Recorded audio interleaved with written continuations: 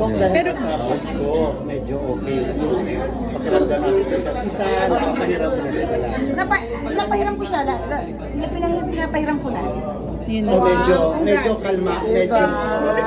May ano ba, may ano si Miss Oge, may kinalaman ba dun sa medyo paglambot mo?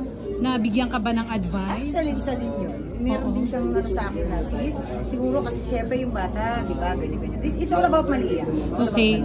So ano nang development doon, Miss Focus? Okay naman, nakakadalaw naman siya. Napapasya niya yung bata. Ako naghihintay lang ko kung kailan niya ulit gusto. Ano naman yun. Kasi importante sa akin yung happiness ng anak ko. And magpapasko. Christmas is for children. Pero paano kung ikaw ang dalawin? Ha? Kung ikaw ang dalawin? Okay na. Wala naman ako sa akin. Pero paano nag-start yung pag-uusap na magkaroon siya ng visitation rights? Hindi, bigla na lang siya nag-message kasi sabi niya, pwede ko bang isama si Maria, manonood kami ng Aladdin, kineso. So, kasi last year manonood kami, ganyan-ganyan ng Disney Princess. Sige ako, dinrap by ko yung bata, dinrap off ko yung bata sa lugar niya. So, posible nang magtuloy-tuloy yan? Sana. Maging friends.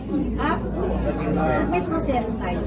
Pero open ka, bukas ka sa ganung possibility. Kagaya ng sinabi ko, dapat ang 2024 natin ay ano light na tayo. Advice mo na ni Uge pagdating sa mga ganon? Well, ang advice ko naman kay Pokwang lagi is huwag niyang pagsisihan lahat ng mga magiging desisyon niya. Mahirap kasing mabuhay ng maraming regret.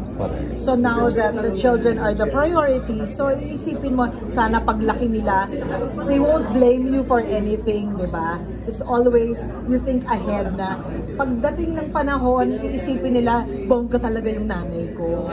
Di ba? Kasi inuna talaga niya yung kaligayahan namin. Because, you know, children will not forget the happiness they felt when they were children. Like tayo, hindi natin nakakalimutan yung mga magagandang ginawa ng magulang.